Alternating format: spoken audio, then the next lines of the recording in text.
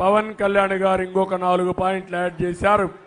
మొత్తం కలిసి 10 పాయింట్లతో ఈ రాష్ట్రాన్ని అభివృద్ధి చేసే బాధ్యత మాదని మరొక్కసారి మీ అందరికి హామీ ఇస్తూ ఆడబిడ్డ నిధి కింద ఒక్కొక్కరికి 1500, తల్లికి వందనం కింద ఒక బిడ్డ ఉంటే 15,000 రూపాయలు.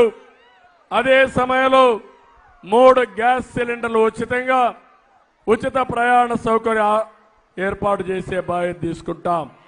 యువతకు యువతకి 3,000 రూపాయల నిరుద్యోగ భృతి ఇచ్చి 20 లక్షల ఉద్యోగాలు 5 ఏళ్లలో ఇచ్చే బాధ్యత మేము తీసుకుంటాం.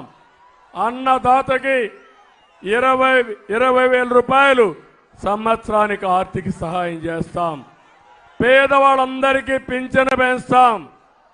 మొదటి తారీఖు ఇస్తాం, ఇంటి దగ్గరనే ఇస్తాం. 4,000 రూపాయలు చొప్పున పింఛన్ ఇచ్చే బాధ్యత తీసుకుంటాం. వికలాంగులకు 6,000 రూపాయలు పింఛన్ ఇస్తాం.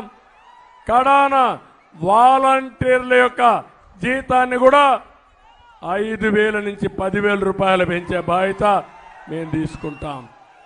ఇవి కాకుండా ఎస్సీల కోసం, ఎస్టీల కోసం, మైనారిటీల కోసం తొందరలోనే డిక్లరేషన్ తీసుకొస్తాం.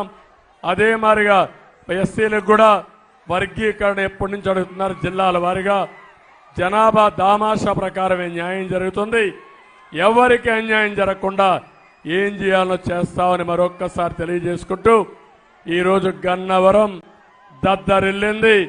రేపు బూతుల్లో మీరే చూస్తారు. 1 వే ఎలక్షన్స్ ఉంటాయి. జగన్మోహన్ రెడ్డిని ఇంటికి పంపించాలని ప్రజలు నిర్ణయించారు.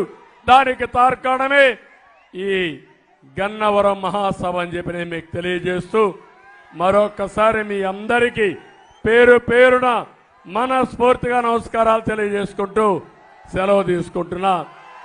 ఇప్పుడు నేను పిలిపిస్తున్నా, hello AP, hello AP, bye bye Jagan, hello AP.